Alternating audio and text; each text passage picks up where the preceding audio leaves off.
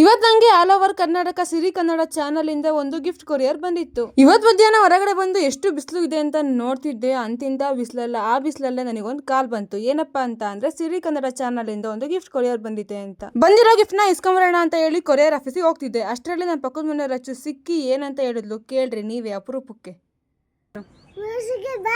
ಬಾಯ್.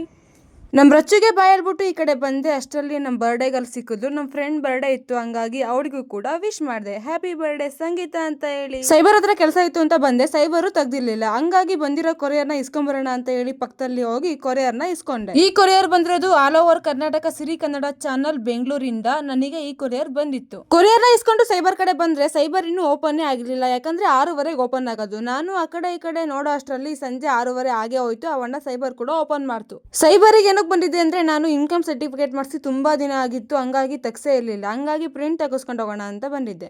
Print ಎಲ್ಲ ತೆಗೆಸ್ಕೊಂಡು ಮನೆ ಕಡೆ ರಿಟರ್ನ್ ಆದೆ ಅಂತ ಹೇಳ್ತಾ ಮತ್ತೆ ಭೇಟಿಯಾಗುವ. ಬಾಯ್.